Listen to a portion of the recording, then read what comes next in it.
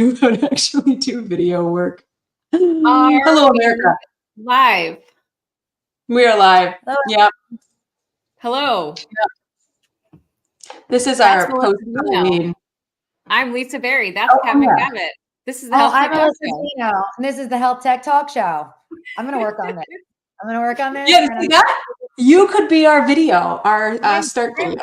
I'm gonna get a video, an entry video for us, and I'm gonna and it's gonna do like a "This is who we are" thing, so we don't have to remember to do it. It's taken care of. Okay, but can it be you who's doing it? Because OMG, that would be hilarious. Like if you're just like, "Welcome to the Health Tech Talk Show." Oh my God! Their news about our super small industry. We have I got many fans. Yeah. I'm okay. Great. Okay. Episode, so it's gonna be great. Yeah. Okay. Fantastic. We'll work on that. Okay. So today, this is our post-Halloween finding out what happens to the future of our nation show. Lisa is especially excited to talk about this topic. It's actually not true. Lisa, tell us your feelings about, just tell us about your feelings. We'll get into the why later. Do not obey in advance. That's all I'll say. Yeah. Yes. Susan Clark, listening while waiting in line to vote. Susan, do not obey in advance. As Kat would say, God bless America. God bless America. We appreciate that you. Oh, here we got some friends already freaking out over here. We got Scott.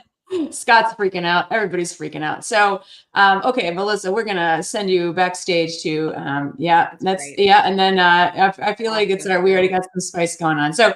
Yeah, so as everybody knows, like we've tried not to I say we've tried not to talk about politics. I feel like we just never got to it because there's so much drama going on elsewhere. But now we're going to talk about what.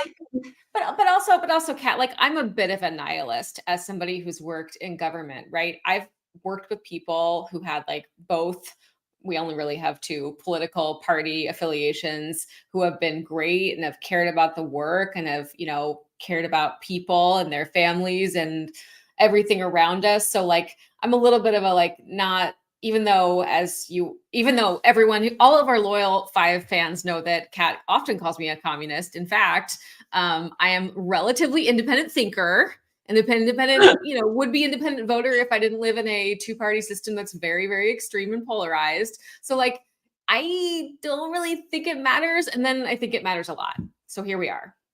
Yeah, here we are. And as everybody knows, if you've heard me talk, I love capitalism, economically, financially.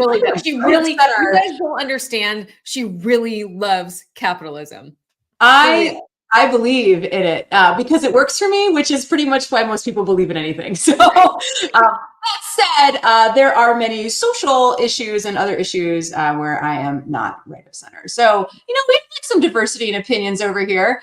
I do love making money and I hate paying taxes. If you cut me, I will bleed anti-tax. So, there's that. But we're going to go through some. We want to get back to being able to have debates on our own political differences. We would like to not have to think about big existential crises. We would like to be able to debate how much in taxes Kat should pay this year. I'd like to talk about that.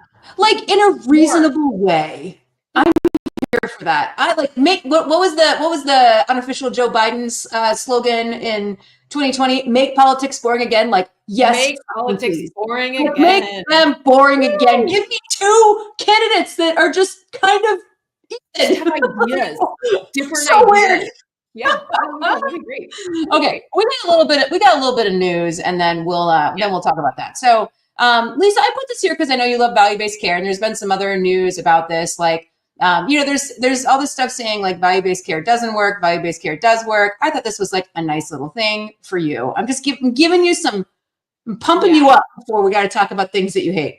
All right. So this is kind of a bait, Farzad Mostashari, come on our show and convince us that this is real money that's being saved. I'm going to put it out there just to kind of see if I can get anybody to push back on this one. But my argument is healthcare finance is such a boondoggle these days that this is fake money. But somebody this is a bait for all of our ACO loving 5 fans to come on the show and tell me that it's real money. Yeah. I mean, is your gut that it's real money, Lisa? No. Yeah. I don't think it is. Listen, I understand that $2 billion is like chump change in American healthcare, right? You know, like huge, like more than and now it's more than a fifth of the economy in terms of our spending, right? But I get it. 2 billion is like, nobody cares. But honestly, like, I have a hard time believing, given the lack of progress reported by pretty much every possible credible stakeholder, that this is real money and not just I move money from this side of the balance sheet to the other side of the balance sheet and said I saved $2 billion. Prove me wrong. Prove me wrong. This is how I feel about math, Lisa. I feel the same way about math that I do about polls. Both are fake. Right. Fake math, fake polls. Prove me wrong. Anyway, yeah, and also like we've been seeing so much trash talk. I mean, like I don't know, like all of a sudden we're saving bajillions of dollars. I'm confused. Anyway, all right, moving on. So Oracle is now making a new EHR with AI, from what I hear.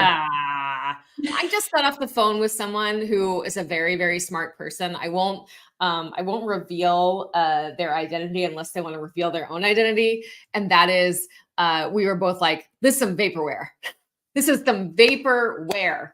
And I just like, here's what I'll say as well. And also challenge Seema Verma, come on our show and talk to us about this. Talk to us about how real this new like AI driven EHR is, because here's the thing. Imagine, Kat, that you are the CMIO of a big health system that has Cerner Millennium. I imagine that all the time. Very cool. And they're like, hey, so we know you're not happy with us because our system sucks or whatever, and it's like really old now. We've got something new for you. We built a new from scratch EHR with AI at the core, and we want to transition you for $1 trillion. And you go, no. And I'm going to answer that phone call from Epic now. Like, that's what you say. Like, you're like, you don't get it. You know, like we've been talking a lot about like comparing my thoughts on the Trump campaign or Donald Trump in general with Oracle. And some of the decisions they've been making, right? Like, and this is, dear loyal fans, this is what I used to think. I was like, there's no way that Donald Trump is actually that crazy. This must be some crazy back strategy that's coming out in this, like, there's no way that it can be this bad, right? And guess what, loyal fans? It was. And now I think the same thing about most companies. I'm like, I used to think like, oh man, our competitors have all of this crazy knowledge. Y'all, the truth is, no one's just that smart, right? So it is likely this is, as Lisa says, poorly conceived, will likely be poorly executed. It's just not a good business strategy. Like it doesn't, you know, it hasn't been a good time to build an EHR in like a decade. Just to be clear, we don't know who Casey Sinsale is, but they should come on our show. Like you can probably get on. We're dumb. Tell us why we don't understand how. Tell us we're dumb. Yeah, tell us we're dumb. Because honestly, it's been a decade or more now since it's been a good idea to build a new EHR. Literally, it's not. Yeah, I don't get it. Like I don't get it. Also, they bought one. I bought a big one. Sure. I don't know. Again, you know. I am, Lisa, as everybody knows, I am a woman and my brain is smaller than most people's because of that. So, you know, I could just not be getting it. But the other thing, speaking of Scott Stewie, friend of the show. My brain is bigger. I'm not sure if something happened wrong, like in the sort of whatever the process of creating. Well, Lisa, you were born in California, so it's true. You know, it's different. I was born near one of the largest Superfund sites in America. So, you know, like also the environment. Let's talk about Republicans. But anyway, that's totally cool. So speaking of Scott, we didn't have this in here, but he wrote a really thoughtful LinkedIn post about Oracle pulling out, I guess actually pulling out of the Commonwealth QHIN because we thought, you talk about that because you had some good thoughts on it. Yeah. So when I read Oracle's announcement about how they're going to go after QHIN status, I felt like super bummed. I had a weird like, wow, you know, I understand, like, to be fair, to like shout out to Epic, because Epic has been involved in health information exchange for a really long time. Whether you like it or not, like they've been in that business for quite some time. And the way that Oracle and Athena and all of these other EHRs, Greenway, all these other, you know, longer tail EHRs from the, you know, a decade plus ago, they all signed up to like be part of Commonwealth, and that was really cool. Everyone's like, wow, look at all these competitors being like, we should exchange data. It's cool. And so Scott, you know, had a similar feeling, but wrote a much nicer and more thoughtful and more eloquent post than I would have written, where I was just gonna be like, this sucks. And he wrote a nice, like, thoughtful piece. And so I really encourage people to read it. Scott, shout out to you. Some great, he was a nursemaid at the birth. Oh, look at this guy. He was a nursemaid at the birth, made him really sad. And yeah, and you know, like it was a big deal. And for like an interop nerd to see people saying like, no, never mind, we're gonna do our own thing. It just sucks, man. Like it's and as you can see, shout out to Genevieve, you know, one of the original writers here. She was like, this isn't what we conceived of, you know, so you get some really good perspectives from people who were there at the birth, as Scott says, of both Commonwealth and also of TEFCA.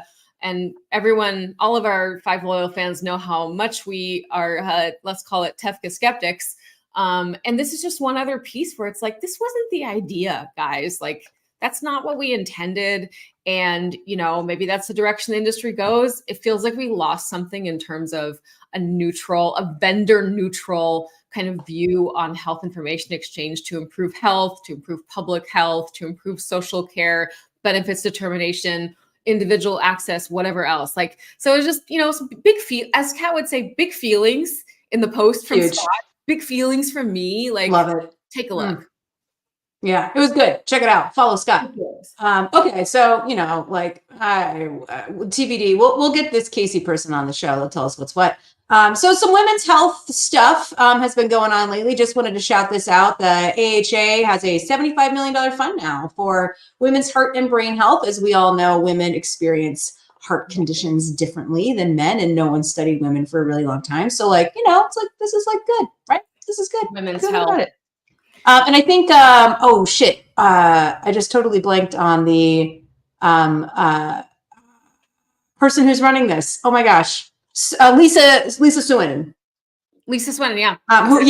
Who everybody, like, at least I think everybody knows, has a long career in venture, and so super exciting. So yeah, seems super solid. In other fund news, Chrissy Farr is launching with 2 people whose names I totally forgot now, a VC firm, and it sounds like they've already started making investments. I think their clinicians, like I think it's like a third or something of the people of the LPs are clinicians, many physicians, and so I think that's kind of the hook here. So like, hey, we're doing this, and also we have a pretty strong base of clinical expertise. So that's cool.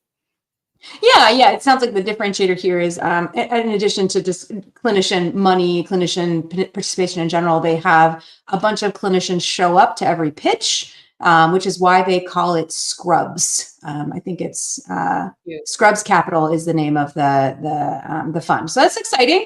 Good for them. We love people who do stuff. That's right. And now we're going to talk about politics. So we got 2 candidates, in case no one knew. This is Donald Trump and this is Kamala Harris. This is on the left how Lisa and I would like to feel. We currently feel like this on the right. Yeah, you know, I'm disassociating. Lisa is trying to argue with someone. Like, stop it. Oh God. So good. This is also us. We were throwing a caviar party in a basement in Chicago. It was great, in case anyone was curious. So anyway, yeah. Okay, so Lisa, tell us let's start with Trump. What's going to happen to healthcare? What does he say is going to happen to healthcare if he gets elected? Okay, so here's the first thing to know. No one knows. Second, I, as a public health, as someone who cares, I'm not going to call myself a public health, as someone who cares about public health, even though Kat doesn't believe in the coronavirus, you should know that pandemics are real, and we're going to have another one.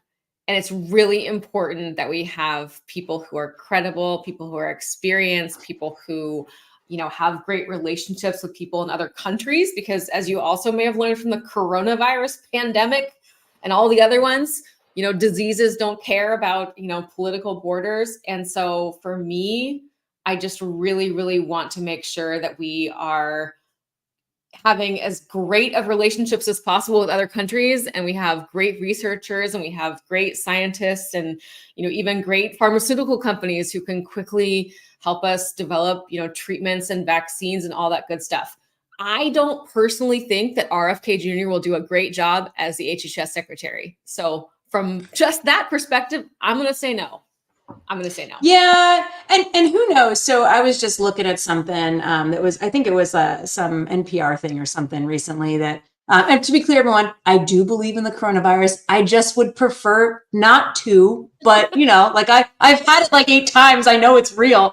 Anyway, what we've seen is that he says he's going to put RFK in charge of health policy, and then he's going to let him run wild on food and health. IDK, y'all. That's great. What? Our food system is a hot mess. You could start by stopping, by totally changing the farm bill. Nobody wants to hear that though, because you know what that means? No one wants to change the farm bill. That means that farmers, across the country will, have a really hard time keeping their businesses open. There's all kinds of things that are tied up. Here's the thing. This isn't easy. You know what also makes me really angry? And Kat may have said this before, but honestly, government is not a business. The country is not a business. It's unfortunate, y'all. There are businesses in the country. There are thousands and thousands and thousands of businesses that rely on having a government that functions. But the government and the country is not a business. And that's really important. And make decisions that are not always perfect from a business perspective because they value people. They reflect their values as a people. They reflect equity issues, all kinds of things. So stop saying that. Imagine me smacking it out of your mouth if you say the government's a business. Seriously.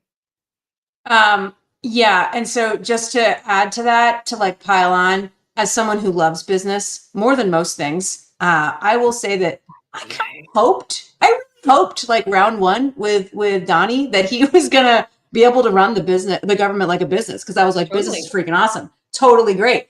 Except y'all, you're not selling goods and services. It is not a business. It didn't work. It didn't work. It's a bummer.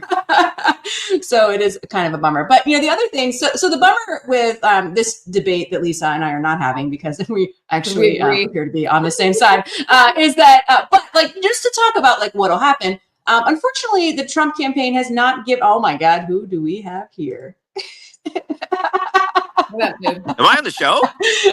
Hey, you're on the show, Tom. Congratulations. Oh, man. Yeah, here you are.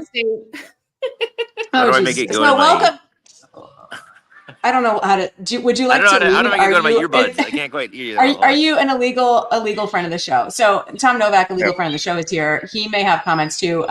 He is also a communist, as far as I know. I'm not totally sure, but I'm reading a great book I was about to tell everybody about. Called The Poison Squad, about the history of food safety. There's a guy named Howard Willey, I think, who was the first chief chemist when they used to put a gypsum board in flour, and there's a lot of formaldehyde in milk.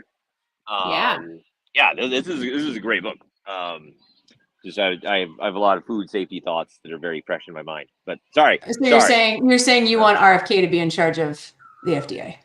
It turns out FDA, USDA, all the things. Pretty shady practices around the turn of the century. The previous turn of the century. Interesting. But that's actually a really interesting detail about why the government is so complicated, is because USDA isn't part of HHS. Wow. So there's so many complex things that are tied up in SNAP benefits. How people get food to eat that they need to stay alive and go to work is through USDA, through the Farm Bill. It's complicated. And yes, we can make it less complicated, but you just can't, it's not a business. You can't run it like a business. Look at Tom. He wouldn't survive in any business. Absolutely not. I tell him that all the time. Absolutely freaking not. I have no marketable skills. That's right. Yeah. Just working in the government. Okay. But back to Trump. If Trump wins, he has said he put RFK. Ruin his life chances. I'm removing him. He's removed. Oh, okay. Tom, we removed you so that you keep your job. That's what's happening here. So you comment if you want to come back. Send a comment. Melissa will let you back in. Okay, back to the point, which is Trump. Okay, y'all. So basically, there are no details about what will happen if Trump is elected. He kind of says he has some rough ideas, or I forget how it's said. Like, I got some ideas. I don't know. He has said he's going to put RFK in some sort of policy position. There's also a lot of there were rumors that he was going to put Brad Smith in as HHS secretary. People say that's not going to happen. Bobby Jindal. People say that's not going to happen. There's lots of stuff, but we do have a precedent, right? He did this before. He wants to roll back the ACA. Blah blah blah. That's I think like if you're into like maybe just totally deconstructing the past 20 years, like like he might be your guy. If you're not, like he's not, but there other than that are not many details. I will say from an interoperability perspective, like things did happen during the Trump administration, right, Lisa? Concepts. There were concepts of a plan. Thank you, Michaela. Totally appreciate that. And a plan would be great for people like us who care about healthcare, so that we would know stuff and we could make informed decisions. But cool, and we are cool. We know some of the people whose names have been floated for these roles who sound great to us. Well, that's because we know them. We know they have actual experience. I'm not convinced they're going to get those roles because that's just not the direction that the potential Trump administration is taking. We know plenty of great people who have worked in these kind of roles before. If they were in those roles in the future Trump administration, like I'd be good with that. I'm just not convinced they're going to be in that role because we're talking about people like RFK Jr. who are not serious. Yeah, not great. Now, but from a health tech talk show perspective, health tech industry, we did get the patient access rule. And that was cool. Like, I don't think anyone was like totally mad about that. I do love the information blocking rule. Like, I'm into that. Yep. So things did happen. Say one about Seema Verma, but she did push some stuff through, which people appreciate. And, there are very competent, awesome people who could and would serve in a Trump administration. Again, it's just up in the air as to whether or not they get those jobs. So, like the problem here is we just don't know a lot. The concepts of a plan are not clear. But we do know that states will continue to, there's not much we can do about that, right? That's with the Supreme Court. The states are able to do stuff, and that's that. So, according to women's rights. Let me just say this, to quote probably a fake story from Tom's now hometown of Philadelphia. What kind of government do we have? Is it a monarchy or a republic? A republic, if you can keep it. And that's it. That's the question here. We are not a monarchy. Philadelphia. We're not a monarchy, guys. Voting is important. Voting is important. Expression is important. Caring about each other is important. Let's do it. Yeah, and because y'all polls are fake, you should go vote because even if you live in a place that it looks like there's no hope, polls are fake. So Lisa, talk to us about just to be totally clear, if you are somebody who is already voting for Trump or you're planning on voting for Trump, I also want you to vote because I want everybody to vote. I actually wish that voting were like hard required in our society, like it is in Australia, for example. Like voting is super important and everybody should vote no matter what their perspective is. We need people to vote and then government will potentially better reflect the needs of the people. Just a thought. Yeah. And I'll say this, like people have reasons to vote for Trump. They do vote. They do. And oftentimes they're valid. Whatever. Like people can do whatever they want. As a small business owner, I will tell you, I make meaningfully more money and my people make meaningfully more money in a Republican administration. That is real, right? And especially if you're a small business owner, thankfully in Sena, we make enough money that we can make decisions, right? About other things. But for a small business owner, that several $1,000s is going to make you or break you. Like I freaking get it, y'all. I do. That's meaningful. And in general, I think America hates small businesses. So like, I understand those perspectives. There's lots of other ideological reasons. I totally get that. So we, and I don't think that like, whatever, we're the best and we know everything. Again, we are women, so our brains are smaller, except for Lisa's because she was born in California. So, but anyway, like that's real. Like I get that. I understand. So Lisa, tell us what happens because the Harris administration does have like actual plans. Yeah, are you gonna? We already. No, this is it. We're just staring at ourselves here. That's what's happening. We're looking at ourselves. Okay. So yes and no. As you all know, the Harris administration picked up a lot of the sort of infrastructure and policy that the Biden-Harris administration and the Harris candidacy picked up a lot of the policies and people from the Biden administration and also the campaign structure. They did put out a lot of different policy positions, but it kind of got lost in the noise because they really only had like 100 days for the campaign.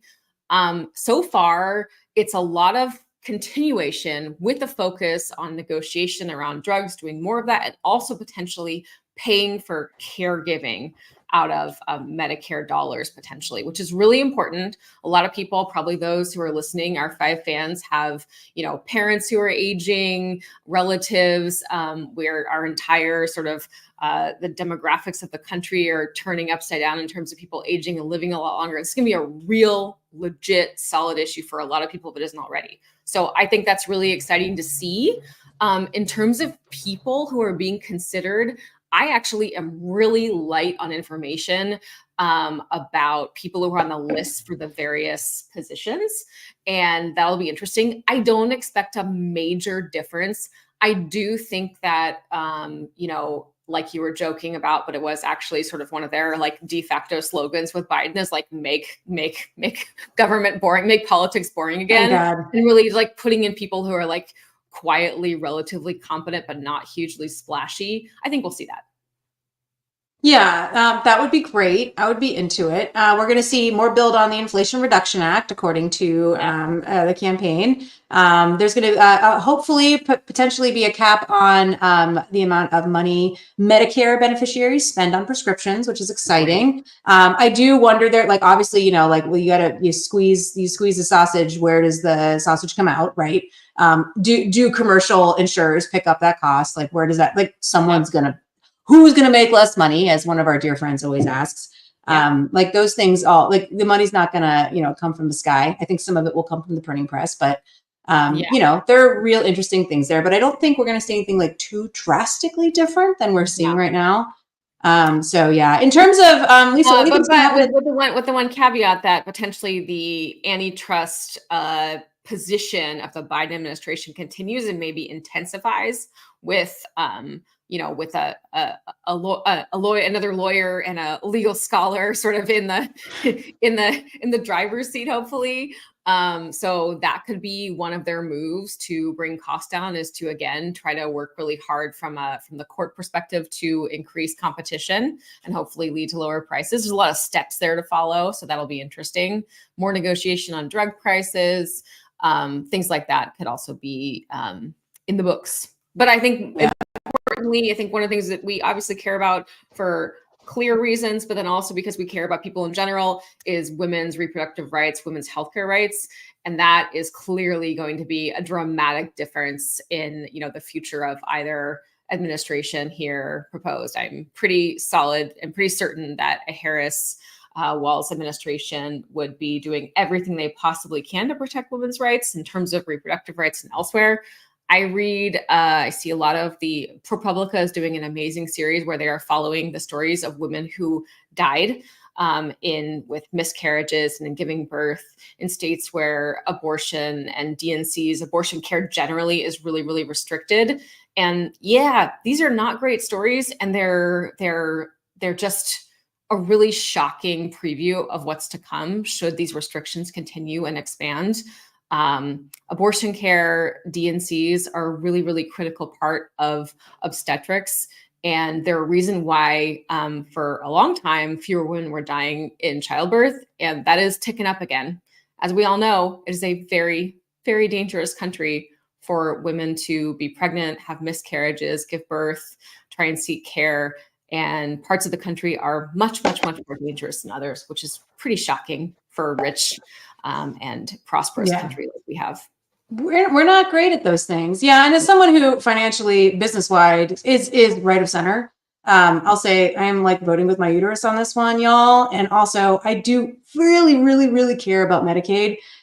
You can care about business and still care about people, right? Like you can care about Medicaid, you can care about public health, and you certainly can care about the rights and care of more than 50% of the country, which by the way, is a bunch of women. So think about that, y'all. Also, for those of you that are looking at this business focused, please look at the tariff argument. There is math there. There's math there that you should think about. So as Lisa said, please do not obey in advance. Please be smart. Please think about all these things and cast a vote that's informed, not emotional. Yeah. All right. Yeah. Anything else you want to say, Lisa? Yeah. I would say like I'm stressed. I'm concerned. I'm also hopeful because I do think that there is an amazing, really broad coalition of people who are working, from, again, if you told a liberal or a progressive activist a number of years ago that the Cheneys would be voting for Harris Walls, they'd be pretty surprised to hear that. So we got a pretty broad coalition of people who I think, again, not to be super cheesy or to quote Kat too much, but these are patriots, right? These are patriots who are like, hey, our system of government is at risk. The peaceful transition of power is at risk. People's civil rights are at risk. The Constitution is at risk. And I think that is, exactly what Emma quoted here. Take our life seriously, take the country seriously. I know that it's like it's probably a fake quote, but it's lasted for a long time. But truly, it's a republic if you can keep it. Democracy requires extreme participation from all of us as citizens, as residents, as voters. And so let's do it. Like I'm still hopeful. I'm still hopeful. I guess I'm still hopeful. I'm still got that sort of core of patriotism in me, Kat. We can do it. Yeah, well, there you go. And business owners, you will still make money. You'll make a lot of money. Don't worry. You will still make money. We will find a way. To make money. All right. Totally. All right. Moving on. So that was like a little that was uncharacteristically serious of us. But okay. So we had to say it, everyone. The good news is we have a special guest who is interesting, legit. And this is our new format where we're only having one guest per show. So we've clearly dominated the conversation for half of it. So we're going to bring Melissa back on to introduce our guest, Preeti. Hi, everybody. This is Preeti. Sorry, I wasn't anticipating to be on the show right now. I'm trying to comment on all of your stuff. Okay. Well, anyway. Leela, and she's an amazing individual, really believes in public health, has had an numerous amount of accolades, and has been in fintech, started off as an attorney, and is generally just an amazing human being, great to talk to, and really just wants to make a difference in public health and in healthcare in general, and mental health. So with that, I am going to give you guys the floor and maybe I don't know. I'll be here anyway. Okay, Melissa, you're out of here. You're out of here. She wasn't expecting it. She was caught off guard. She was too. Our impassioned pleas were too much for her. So Preeti, welcome. So Thank Melissa you. has told us a little bit about you, right? That you're like a lawyer. What do y'all say when you no longer are actual lawyers? You're practicing. You're recovering. Y'all say that. Funny. I will never let go of my $300 every 3 years bar registration, because now I can actually say I'm still a lawyer, right? I can still say I'm an attorney. I have not practiced law in almost, I think, a decade now. So now everyone who listens to you guys knows that. But don't tell anyone. I'm still. It's only 10 people. We won't. We have 4 fans. It's but still technically an attorney. I guess I could put the JD at least, right? Yeah. Which is you can look at that. I think the technical way is you can still call it Esquire. So maybe I'll actually do that, in the classic way. But yes, Melissa is right. I've had a very long ranging, wide spanning career that's now led me to the wild and wonderful world of healthcare, which I'm super excited about. But I can tell you guys a little bit, and all of those listeners out there, about me and how I got here. I'm happy to go wherever you guys, think is most fun. Yeah. Well, so to be clear, we only have a few live regular fans. We get 1,000 views a week. We don't know who they are. There you go. I don't know. We don't know where they're coming from, but yeah. So people will probably actually hear what you have to say. But yeah, tell us the journey, because we know you did lawyer stuff, you did fintech, and then you ended up in this behavioral health space where you're not just serving the commercial population. It's people. I think, as you described it on a website or somewhere, those who don't normally have access to high quality behavioral health care. So just tell us what happened. Yeah. So stop me wherever, because I, you know, as those of my friends who are listening know, we'll talk for like the next 30 minutes if you let me. So I started my career as a lawyer. I realized that it just wasn't for me. I started at a great firm called Davis Polk, which I still, either because of Stockholm syndrome or otherwise, love to the ends of the earth. I also met my husband there, so you know, there you go. I ended up moving into fintech because I really wanted to build things, and I found myself at an early stage company in financial technology called Daily Pay. We were building ways for employees, earned wage access products, which basically mean we were building ways for employees to access their pay before they were paid their paycheck, without making it a loan, without having them pay it back, without putting them in a bad spot, right? And really unlocking opportunities for their employers to have them stay longer, give them better tools on an ongoing basis, et cetera. And it was the first time that I saw the value of building something really cool for people, typically, you know, as you said, Kat, for people who just don't have access to cool stuff usually, right? And if you can really find the distribution layer that benefits the person, you know, that ultimately is the arbiter of that stuff, you can get kind of this wide-ranging impact, right, of a product that typically isn't in the hands of everyday Americans who really, really need it. For a lot of the reasons that you guys just talked about, right, when you were talking about the election, there are so many choppy outcomes that we sort of force people who don't have fancy tools to rely on.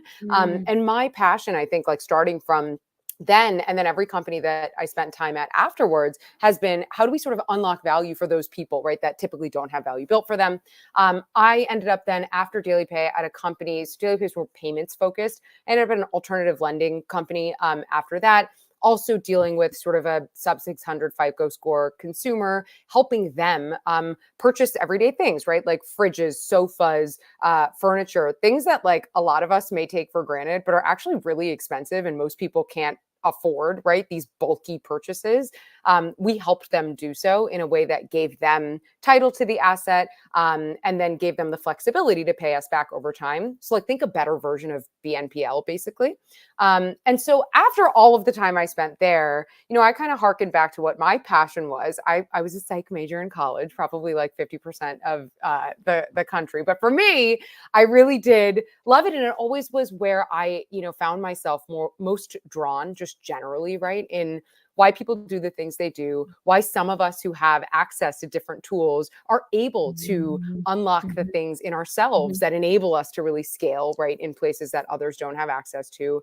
And at its core, right, like I last year was really taken by I live in New York City, and after everything that happened with Jordan Neely and his murder on the F train, which I ride every day, I was really struck by the fact that like I felt like I lived in two New Yorks, right? I was like, I have my life and the things that I do every day, right? And people on this train that I ride are literally murdered in broad daylight because they haven't had access to the same types of mental health resources that we all just take for granted, right? And so I started thinking to myself, I met my co-founder. We were like, you know, in the thick of AI and tech and all of this stuff. And we started thinking to ourselves, like, what if we could use this for good, right? Instead of just like scribe tools and all of the other great things that really do help people, right? What if we could deploy the same technology and give it to the clinicians who are overloaded, overrun, want to serve more people, want to be able to be in more places than they can be right now, and give those tools to them, right? Enable them to actually replicate their core sort of care model in a way that lets them offer 24/7 interventions to people on an ongoing basis, but in their style, their strategy, their tone, in a way that feels authentic to them. And I'll end my monologue by saying this, you know, I think ultimately our vision is, if you look at mental health care across access, quality, and cost, a lot of the tools that exist that help with access and cost tend to undermine or undercut quality.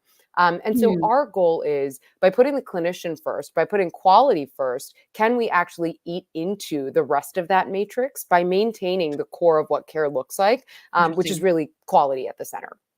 Yeah, I think it's interesting. I mean, I'm following what you're doing now since we got you, we signed you to be on the show. You're very important booking here. And I see that you're doing sort of different types of engagement with those types of clinicians. Can you talk about what the reaction has been and the kind of feedback that those behavioral health, mental health clinicians have given you on what they need to do more? Yeah. So I think one of the unique things about Leela is that we actually have the ability to sort of eat into the horizontal spectrum of mental and behavioral health, right? So not just the solopreneurs, not just the behavioral health systems, like kind of all of these places where care is really fractured and segmented and the problems are slightly different everywhere, right?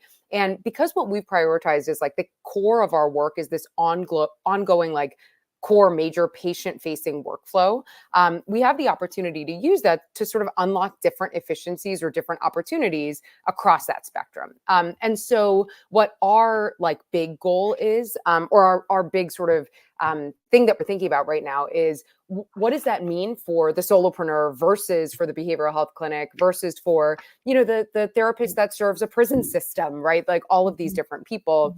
And I'll focus on just like two core things. And you know, then I can elaborate a little later. So like on the solopreneur side, I think it's a lot of, you know, I'm not a business person. I just like know that I can deliver really great high quality care. How do I do that for more people? How do I actually make the money that frankly I deserve, right?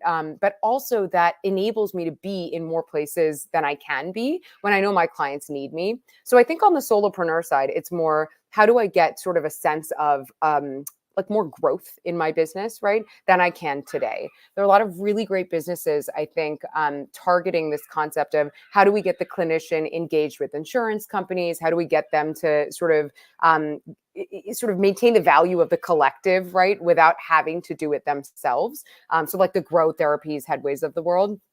But then outside of that, you know, I think that these clinicians still don't have the ability now to see more patients than that core episodic care model requires, right? So there we're getting a lot of interest in, cool, you're giving me... You can't, if you're a solo clinician, seeing more than 6 patients a day is a lot of patients. Like that's a ton of people. You imagine having a 50-minute, probably a 50-minute appointment and 10 minutes to like chart or whatever. That's a huge amount of work. That's like incredibly draining, incredibly complex to schedule and like sequence. And like that's like kind of your max right now. And you know, the really interesting thing about that, I think, Lisa, is like if you think about the actual stuff that goes into servicing every client, right? Of course, it's the client care, but it's the stuff, all that stuff before prep time, intake, all like assessments, review, right? And then all the stuff after also, right? Like one of the things that we've heard from a lot of clinicians is people, and I love thinking about this visual, you know, in physical health, if you have a cut on your finger, right, you can see it bleeding, you know what to do afterwards, right? You can actually manage it on your own time. It's like Band-Aid, Neosporin, Band-Aid, Neosporin, Band-Aid, Band-Aid, healed, right? You can actually see what's happening over time. But in mental health care, the person experiencing the cut, right, or the harm is the person that has to communicate the objective truth. So you have this like arbitration issue, right? Like with the actual person experiencing what's going on, having to be the person that tells you what's wrong.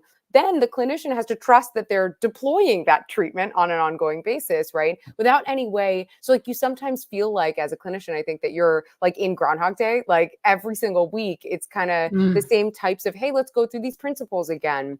And I think there's no reason for that other than there is no place right now. Like there's no Hinge Health for mental health care, right? Like there isn't a place for people to actually manage that. And both on the client side and the clinician side, this is like desired, right? And so on the solopreneur side, all of that was to say, I think that like a big part of what, you know, causes this challenge is, to your point, every client, and I like felt this when I was a lawyer, right? Like every client isn't just the client time you're spending. It's the stuff you're doing to prepare for that. It's like all of the stuff you're preparing to make sure that client is adhering to things ongoing, like everything on the sides. And so that is something I think we can provide a lot of interesting benefits for the solopreneur.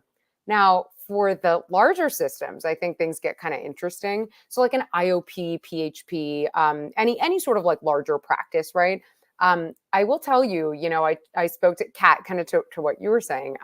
Spoke to the CEO of a behavioral health clinic the other day, and he said to me point blank, you know, my therapists aren't hitting their numbers. And I was like, man, if that is not just like the most acute way to think about at one end of the spectrum, it's a business, right? Like, and on the other end, clinicians are like, well, I just want to provide high quality care, right? Like, I just want to care for my clients. And so I think on the other end of the spectrum, a really neat application we have is how do you optimize on the business side your margins while also not compromising on quality? And I think AI actually has opened the door for this in a really neat way. Instead of replacing the clinician and saying, no, fire all your clinicians, just use AI, which I think is like the most idiotic idea of all time. Although a lot of people seem to not think that. I don't, we can talk about that in a second. You know, instead of doing that, what if you could actually just eat around, right, those edges and actually make your margin highly more optimized while still maintaining that quality, right? So I think there are different reactions on each end of that spectrum. But, you know, again, and I'll end monologue too by saying, you know, I think that the big, the really interesting thing that we will have to see, like as a company, right, for Leela is, I think the benefit we have is we're building AI and technology for clinicians, right? And so that really helps, I think, the clinical community see this doesn't work if you don't use it. Like, this isn't some tool that's going to replace you or like standalone or whatever. It's you, right? And so that's been helpful. But I still think, like any new technology, what we'll need to see, right, is like, how do we actually do this in the most empathetic way that really does feel supportive? Because otherwise, I think that you hear AI in everything now. Even when I hear that, I'm like, okay, so what is it really, right? So the getting at the like heart of what actually matters to the practice and to the clinician, that's kind of what we're focused on in the next couple of months. Well, there's also a distinction though, because you know, these are tools for clinicians who provide care. I'm sure some of them provide remote care, some of them provide in-person care, but then there's also the massive AI hype, you know, the Talkspaces of the world.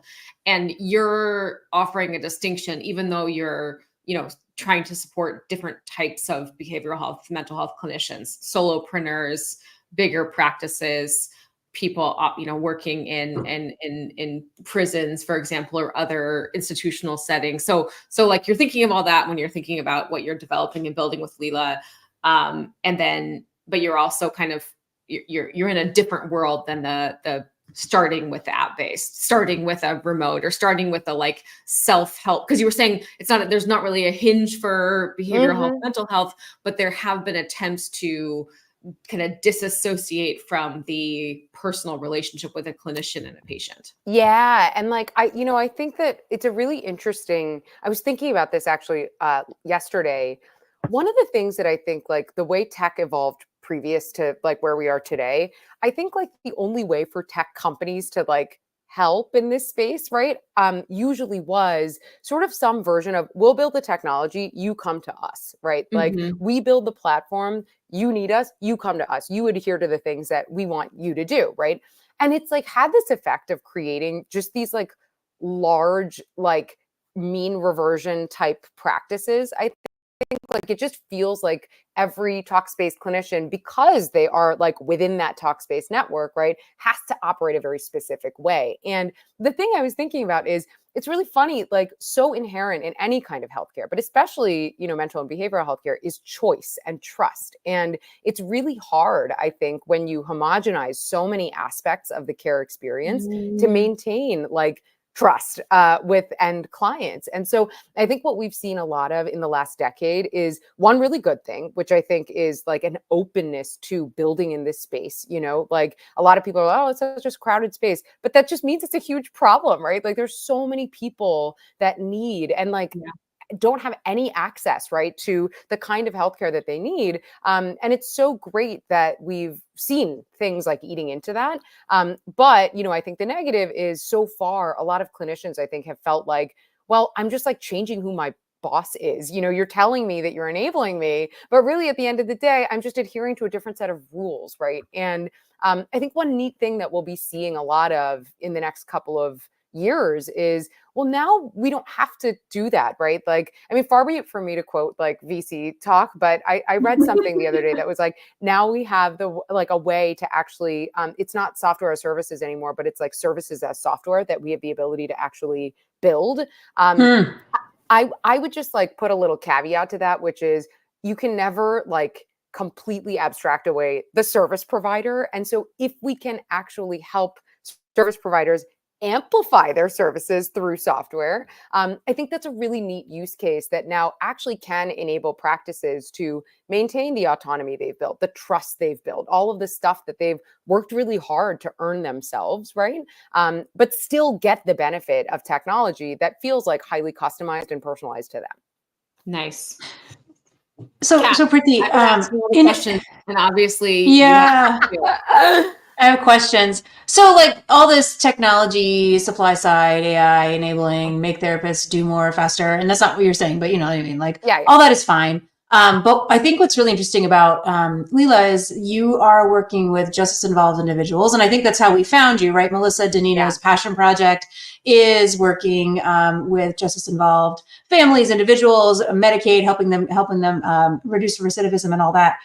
So you're working with a very vulnerable population. It looks like CBOs and others, right?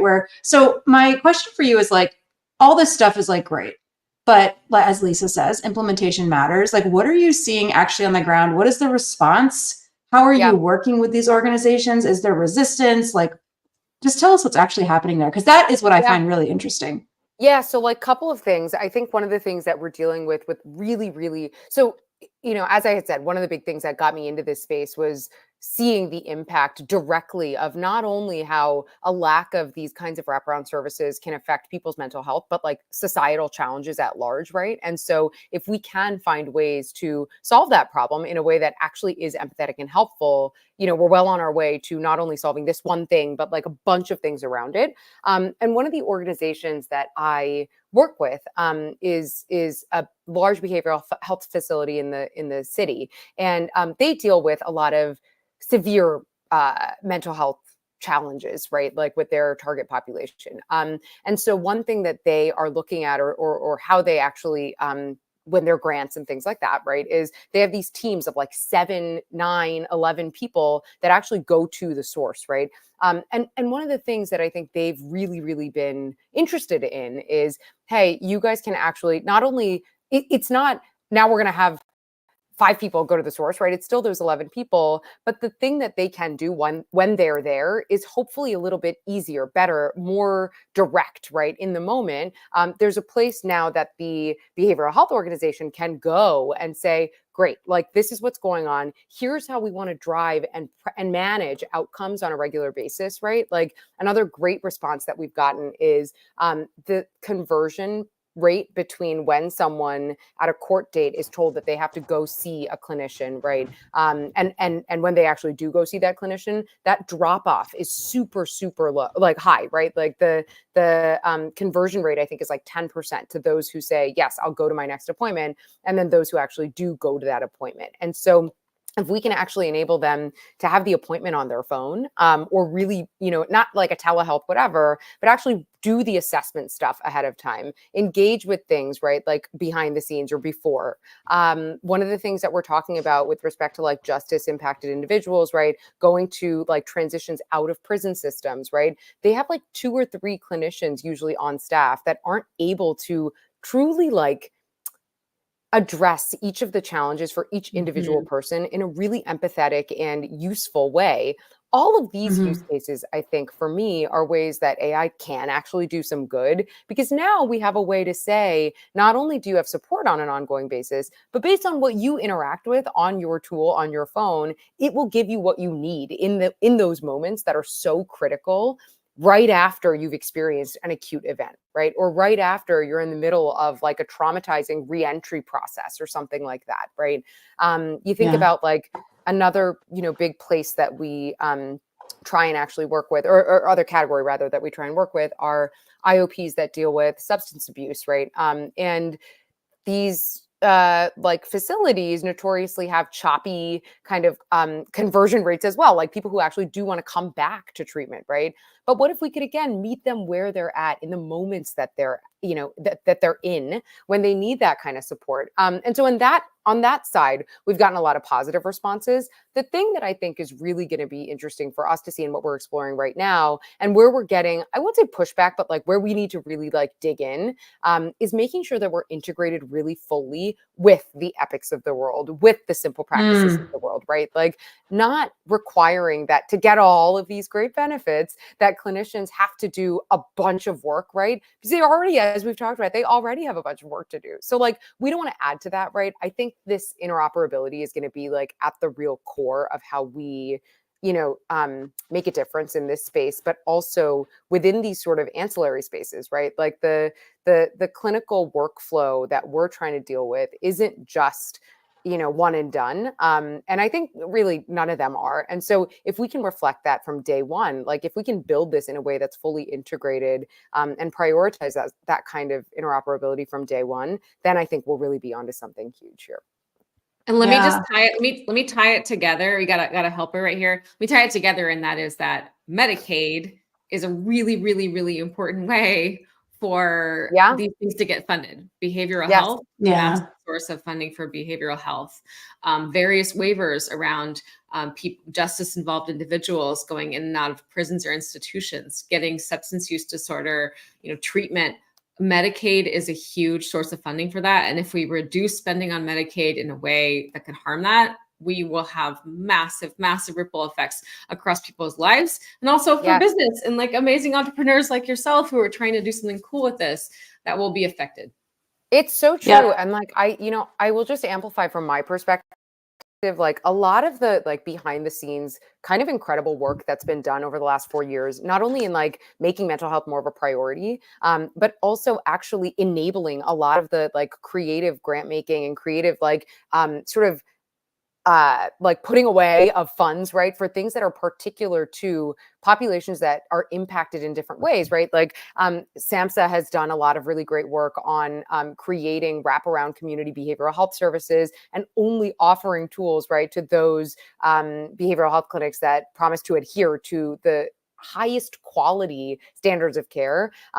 Their partnership with Medicaid, the way that Medicaid actually like leads, right, in a lot of these spaces, I think is something that typically isn't widely understood in behavioral health, or, you know, for those who know it, it is, but I think like generally that spending and the way that we invest in different types of creative programming and allocations there are a huge reason we see different types of innovation, right, like across mental health care that span like the range of use cases here. And, you know, the last plug I'll say to that is CMS in 2022 just like I think there's this new CPT code around remote therapeutic monitoring for mental health care and CBT specifically that does actually now enable any clinician to have like a Hinge Health-based process if they, you know, have the technology to be able to do so. And that ranges, right, from like behavioral health facilities to solopreneurs to fancy residential programs, right? Anyone who wants one. And I think it's really important to note that a lot of the way that decisions are made, especially in mental and behavioral health, right, is what CMS decides to do, how they really like paint the path. And so much of that is tied up in funding priorities. So I would just amplify everything you just said, Lisa. And it's a really big thing that I'm thinking about as we go into Tuesday, right? To figure out kind of how that's going to then impact, sorry, the lights just went on more in here, how that's going to impact like the way we think about sequencing as well. We do. I'm sure this is some letter Tom wrote that's here. You can all link to in the comments. I'm sure. We do have a question from a fan of the show, Jim Nazar, that we haven't talked about yet. Let me put it up here. Question for you about whether you're working with patient-generated or real-world evidence for your data training. Yeah, it's a great question. So we have taken a really interesting approach. We think that training a model specifically on patient data is both kind of like in a regulatory shady gray area, and we don't want to really be in the business of doing that from day one, but also it is not the most flexible way to arm clinicians with the tools they need. So what we've done is actually used large language models as a frame for a very specific and tight context window that the clinician will then use their real world evidence to what we say, colloquially as micro train, right? So because they get to templatize, define, set the box for the specific types of care that they want to provide. And I'll have to show you guys the product soon, because you'll be able to see, right? Like the way that we've set it up is essentially the box is yours, right? Like you can do with it what you want as long as it fits within, if you're in the template for an EMDR wellness chat, right? Like then it will specifically follow the large box rule for EMDR, but you can use particularly whatever specific data you want to essentially enable the tool to do what you want it to in that moment. And so in that way, we actually give the clinician exactly what they need, but they don't have to do the work of actually like going to Claude and being like, create X, Y, and Z for me, right? Like we navigate this by making a really interesting sandbox for the clinician, but one that's like really easy to work with, but is authentic to their particular care model and the evidence and the actual data that they want to infuse it with as well. Nice. Yeah. Well, with that, Preeti, we are out of time. I have one more question for Lisa and one announcement. And so the one announcement is that if you would like to see at least me and Tom Novak and several Incena staff members, we'll be at Solomé Tibobo's Behavioral Health Tech Conference in Phoenix. It is on election day. So we'll be finding out the fate of our nation all together, holding hands, no big deal. Lisa has decided not to join us and to stay in California where she'll be safe. I'm not afraid. I'm not afraid. So there's that. And then Lisa, question for you. What do you think happens to TEFCA if, in either case, what do you think? Yeah, I mean, I think that the future of TEFCA is not secured, regardless with either potential outcome. And that's because it has been extremely, it already, no matter what, it's a political thing. And it has continued to be politicized in different ways. And it's not clear who it's serving right now without a clear use case, without a clear user base, without clarity around all the different players and the things happening with them. I think it's going to be hard for the next administration to continue it unless they have a really strong perspective. And we haven't heard that yet. So strong agree. Yep. The future is uncertain. Agree. Strong agree. Yeah. All right. Well, with that, Preeti, thank you for coming on our show and telling us all the things and telling us about the AI. We're into it. Yes. And then, thanks America for listening to our big feelings and opinions, which we've kept bottled up so well until right now. So and look at a great example of an incredible entrepreneur who's doing really cool stuff that needs to happen. That is like building with the underserved, with Medicaid, with like yes. It's possible. Jesus. It's funny. The last thing I'll say, Kat, when you were saying that, we will all find a way to make money. We will. There are so many problems to solve. This is America, y'all. This is America. Entrepreneurs find ways to make money. Like, I don't care. I don't care if our tax, I do care if our tax rate goes up a little bit, but I'm going to work. She'll be fine. She'll be fine. She's doing fine.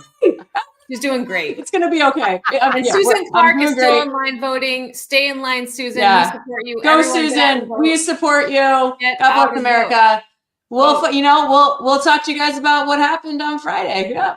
So later. Vote, be informed. See y'all.